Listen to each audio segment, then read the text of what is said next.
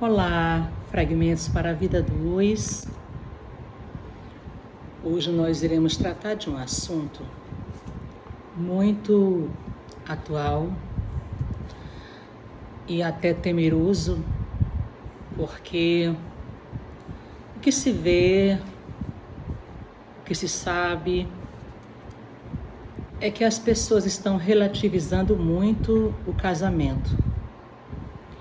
E qualquer que seja o problema que possa surgir, acham como única solução o divórcio. Nós vamos tratar então do perigo do divórcio. O divórcio no Brasil, principalmente, nós temos números alarmantes. Em 2022, por exemplo, no Brasil, houve 970 mil casamentos e 420 mil divórcios. Ou seja, quase a metade do número de casamentos realizados. É um número alarmante, tendo em vista que as pessoas se casam aparentemente felizes, mas parecem não levar a sério a união, ou achando que será mar de rosas durante todo o tempo, ou já estão casando com o pensamento: se der certo, deu; se não deu certo, nós temos o divórcio. A facilidade na legislação tem levado muitas pessoas, muitos casais, a agirem assim, a não lutarem por seus casamentos. Rapidamente, nos primeiros problemas que surgem, já vamos achar que o divórcio é a solução, não é? E nós sabemos que não é assim. É necessário que as pessoas que se casam, principalmente dentro da igreja, nós como cristãos que somos, casamos, nossos filhos casam com a intenção de ter uma vida permanente, como diz lá nos votos, até que a morte os separe. E muitos podem perguntar: o que pode ocasionar o divórcio? James Dobson, no seu livro O que as mulheres, as esposas, esperam que os homens saibam a respeito das mulheres, ele diz que a primeira coisa que pode ocasionar o divórcio é a escolha insensata do seu cônjuge. As pessoas, ao escolher com quem casar, muitas vezes não procuram ver a vida pregressa desse rapaz, dessa moça, o seu histórico dele como filho, como filha, como cidadão. E aí, depois que casa, que a verdade vem à tona, que os defeitos surgem com muito mais ênfase, aí acham que a solução é o divórcio. E falando nisso, James Dobson também ele dá algumas coisas que podem ocasionar o divórcio, além da insensatez na escolha do cônjuge. Ele fala do amor à primeira vista. Muitas pessoas se enganam, achando que o amor à primeira vista pode ser o homem da sua vida, a mulher da sua vida. E como toda regra tem exceção, isso pode acontecer na exceção, porque na regra nem sempre o amor à primeira vista quer dizer que você encontrou o príncipe encantado, né? E precisamos entender que o amor ele não é um sentimento de entusiasmo romântico. O amor é muito mais que entusiasmo romântico. Esse tipo de amor, à primeira vista, é uma impossibilidade física e emocional. Amor à primeira vista não te garante, em hipótese alguma, que a união vai dar certo. É para isso que existe o tempo do namoro, o tempo do noivado, para que se conheçam, procurem entender bem um ao outro, conhecer as qualidades, conhecer os defeitos, conhecer a sua vida familiar. E isso leva tempo. Não é o amor à primeira vista. Olhei, me apaixonei, em um mês estou casando. Isso tem ocasionado muito divórcio. As emoções do amor à primeira vista não constituem amor. A alegria da fascinação nunca é permanente. Você olha uma pessoa, se fascina por ela, te agradou à primeira vista, você achou bonito, o jeito, o porte e tudo mais. Mas é apenas fascinação. E essa fascinação, ela passa. Com o passar do tempo, essa fascinação vai ficando de lado e trazendo à tona a verdade sobre o outro. Não pensem que os casais que se amam, sinceramente, não brigam, não discutem.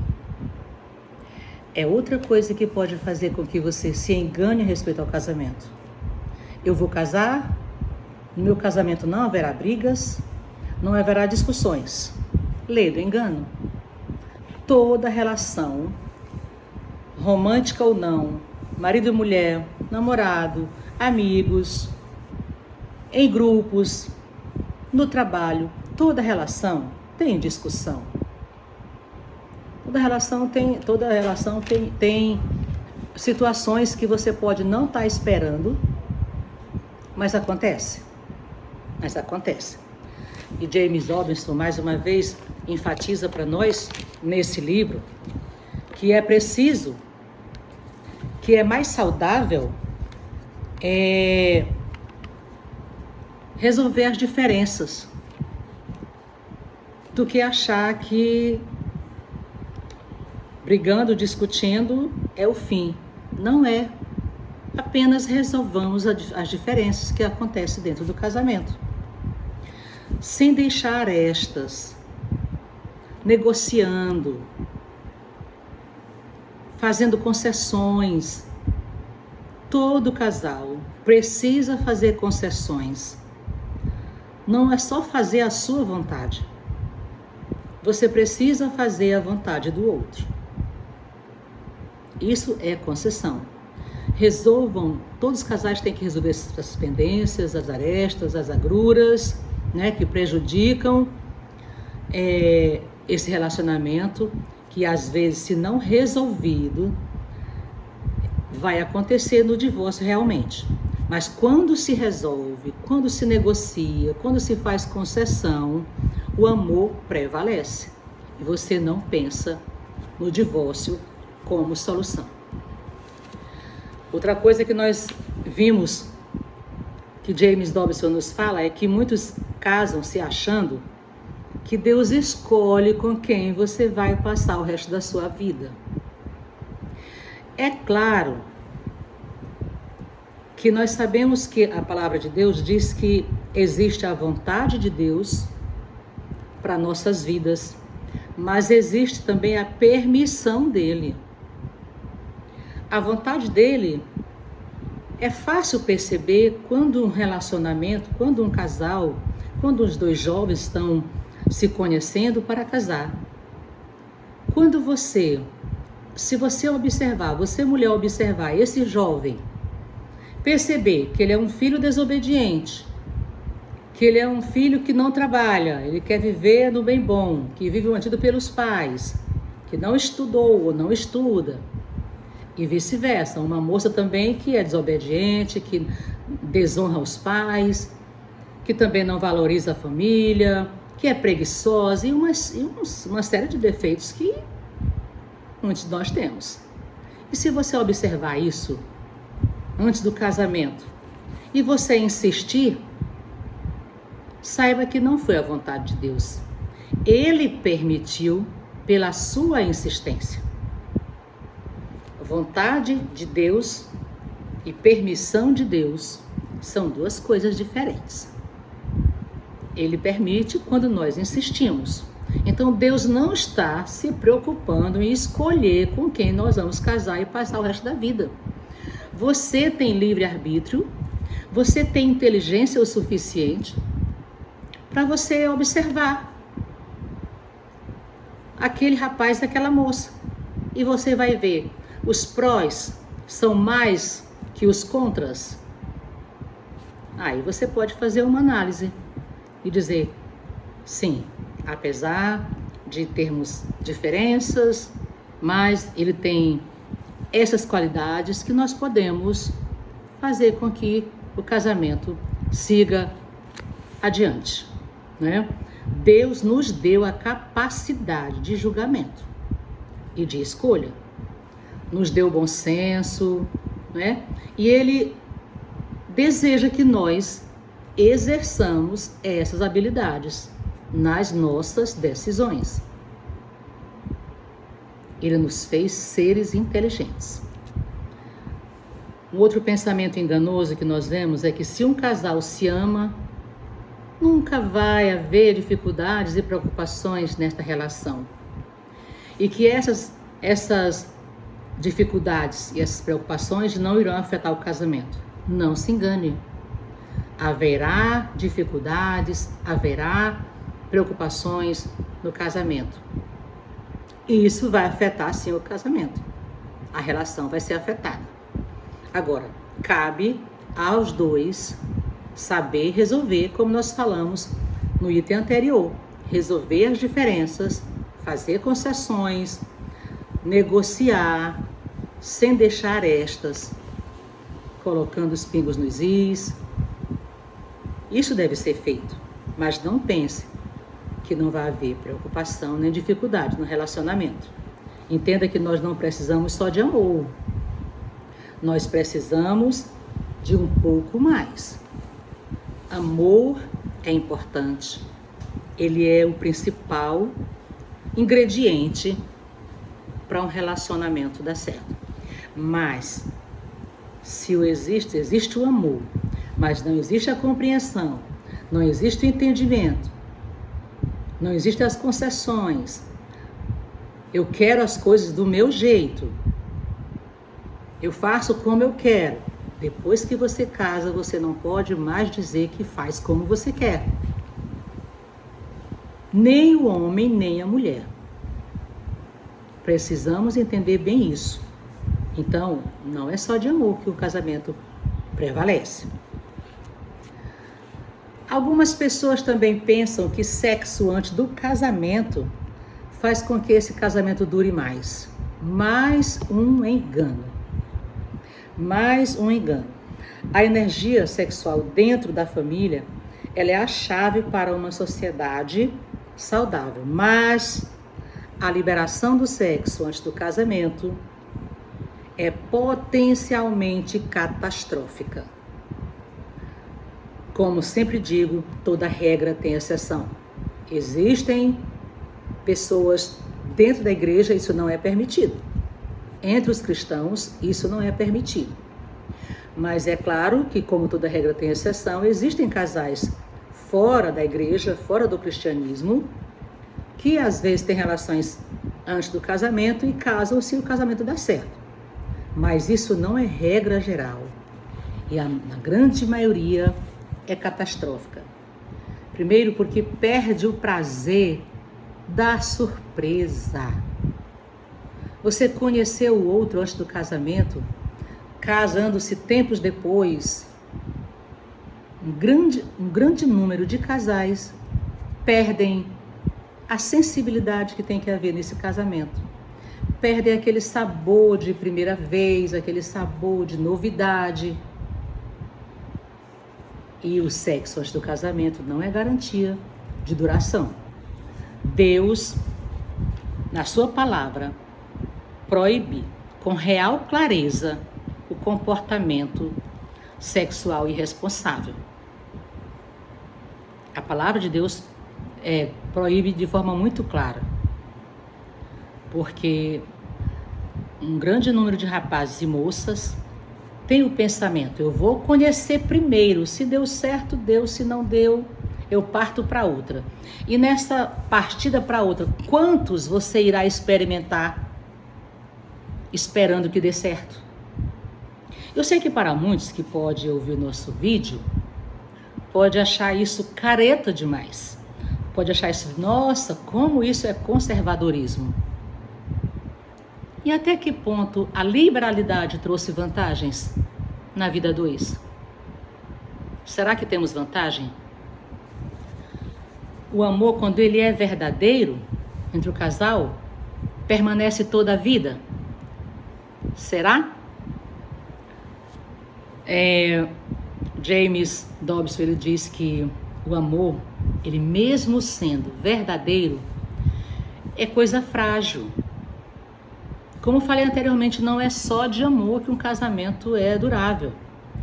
Por exemplo, o amor ele pode morrer se o marido trabalha 7 dias por semana sem ter tempo para sua esposa, sem ter tempo para sua família, tempo de qualidade. Não estou falando daquele tempo que chega às 6 horas, passa 2 horinhas ali vendo televisão, depois vai dormir. Cadê o tempo de qualidade com a família? Cadê o lazer com a família? Então esse amor, ele pode enfraquecer. Porque quando você casa, você assume uma família para você dar a comida, o bem-estar, o lazer, a saúde. É uma série de ingredientes que está sob o ombro do marido, né? O amor, ele pode também morrer quando não existe tempo para o romantismo. Mais uma coisa que alguém pode dizer: um casal romântico depois de 10, 15, 20 anos não existe. Existe. Conheço vários exemplos de casais que estão há 20 anos e que continuam românticos um com o outro, andando de mãos dadas, ele ajudando a atravessar um local perigoso, ele abrindo a porta do carro para ela, ele trazendo o café na cama numa data especial ou fora de data especial. O romantismo tem que ter no casamento. Quando esse romantismo acaba, esse amor ele pode enfraquecer, né? Quando o marido e a esposa não conversam mais, o amor pode morrer. Nós já falamos em vídeos anteriores sobre a comunicação, sobre a importância da comunicação. Se você não conversa com seu marido, se o marido não conversa com a mulher, o amor vai enfraquecer. Porque fica difícil esse amor perdurar quando não há mais diálogo. Às vezes até para ir para a cama vamos, mas sem diálogo, sem romantismo, sem nada que possa acender a chama do amor naquele momento, principalmente para a mulher. O entusiasmo do relacionamento, ele pode morrer por causa da rotina. É por isso que você necessita não deixar que o seu casamento vire rotina. Faça coisas diferentes. Passeie com a sua esposa, tire um dia para ela, sem os filhos, deixe o filho na casa da mãe, na casa da avó, e passeie, presenteie, mande flores e vice-versa. A mulher também precisa fazer isso. Muitas mulheres esperam que os homens façam isso, mas ela também não tem iniciativa. Então, o entusiasmo do casamento, ele morre por causa da rotina. E na hierarquia de valores, onde está o seu casamento? Em que patamar você coloca o seu casamento? Qual é a prioridade que você dá ao seu casamento? Será que o seu casamento está ficando com as sobras do seu tempo? Com as migalhas do seu tempo? Daquele horário apertadinho? Olhando para o relógio? Ou é para ser preservado e protegido? Como é que você tem agido no seu casamento? Se não for cultivado, vai morrer. E o que sobra? O divórcio. Nós vamos continuar com esse tema no próximo vídeo. Curta, compartilhe, dê sugestão de temas e até lá.